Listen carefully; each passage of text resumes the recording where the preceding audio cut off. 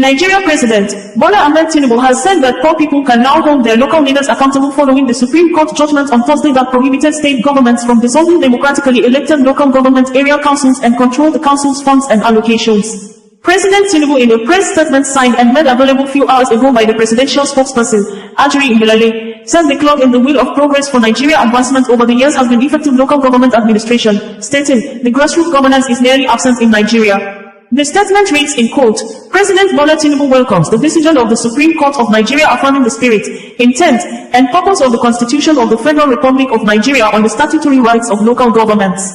The President states that a fundamental challenge to the nation's advancement over the years has been effective local government administration, as governance at the critical cellular level of socio-political configuration is nearly absent. The President emphasizes that the onus is now on local council leaders to ensure that the broad spectrum of Nigerians living at that level are satisfied that they are benefiting from people-oriented service delivery. The renewed hope agenda is about the people of this country, at all levels, irrespective of faith, tribe, gender, political affiliation, or any other artificial line the say exists between us. This country belongs to all of us.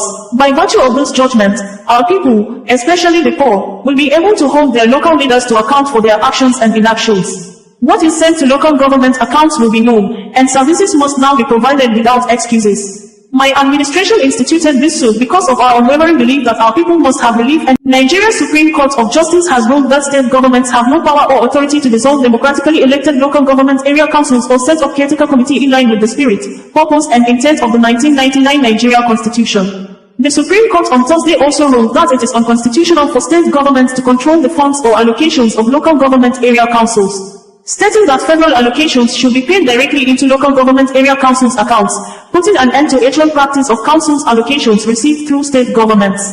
The judgment delivered by Justice Emmanuel Ajim on Thursday, the Apex Court declared that it is unconstitutional for state governments to withhold and utilize allocations meant for local government areas without transferring the funds to them, as mandated by Section 162(3) of the Constitution. The Supreme Court ruled that the federal government must pay funds allocated to local governments directly to the respective local government areas, which are to be managed by democratically elected officials. A 7-man panel of the Apex Court led by Justice Garba Lawal passed the judgment after hearing the case in which all the 36 state governors were made the defendants by the federal government. Last month, the Supreme Court had resolved its judgment in a lawsuit brought by the Attorney General of the Federation and Minister of Justice, Lateef Fagbemi, SAN, to call for local government's autonomy in the country. The suit filed by Fagbemi seeks full autonomy for the local government areas in the country.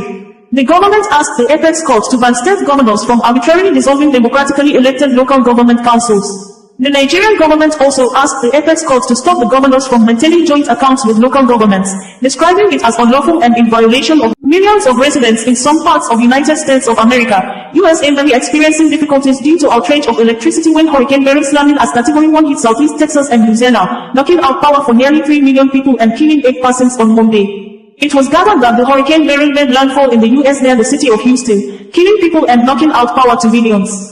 At Harris County, a Houston Police Department employee, Russell Richardson, 54, was said to have drowned after attempting to drive through high water on his way to work, according to Houston police. Another person died in a house fire that is believed to have been sparked by lightning, Houston's mayor said, according to BBC reports. BBC added in its report that 3 people were also killed in Montgomery County. Officials say 1 man was killed when a tree fell on him while he was driving a tractor, and 2 homeless people died when a tree fell on their tent, reports KHOU. Local reports indicated that estimated 2.3 million customers in Texas were without power as of Tuesday morning, with some cuts also reported in Louisiana and Arkansas. Centerpoint Energy, a Texas-based utility provider, has said it planned to restore power for at least 1 million customers by the end of Wednesday. The storm also caused major destruction and at least 10 unverified deaths in the Caribbean. Officials said 7 people died in Texas's Harris and Montgomery counties, while 1 more fatality was confirmed in neighboring Louisiana. Beryl hit the southern United States on Monday morning as a Category 1 hurricane, but it has since been downgraded to a tropical depression, according to videos posted online on Tuesday by residents. Information from Flightware.com indicated that more than 4 big trees in an unusual manner were uprooted by a heavy wind and downpour simultaneously at a major market in Jatu community in the Esako West local government area of Edo State on Monday morning, killing 4 persons and injuring a lot of traders and customers who hide under the trees to avoid the rainfall. According to Edo State Governor, 4 persons died from the incident with many injured. The News Agency of Nigeria, NAN, correspondent, who visited the scene of the incident, reports that the trees came down following a storm and prolonged rainfall. The chairman of the council, Magnum Severi, confirmed the death of the persons while speaking to newsmen at the market, saying, "At about 9 a.m. on Monday, I got a call from my vice chairman and the supervisory councillor for environment about the incident. During the rain, 4 trees in the market fell simultaneously while people took cover under the trees, thereby killing 4 persons and many injured. So far, we have been able to recover 4 bodies and we have taken them to the mortuary while those who sustained injuries are at the hospital for treatment," Severi said. Severi added that rescue operation was still ongoing as the trees were being cut to confirm if there were other bodies under the trees. The chairman described the incident as tragic and sympathized with families who lost their loved ones at the market. He, however, appealed to residents to stay indoors whenever it was raining. NAN in its report recalls that the Nigerian Meteorological Agency, NIMET, had predicted thunderstorms and rains from Monday to Wednesday across the country. The agency urged the public to take adequate precautions as strong winds may precede the rains during the period. The council was in a news release signed and made available by Iyamanu, Chief Press Secretary to the Office of the Executive. Bringing you the news in a more digital way.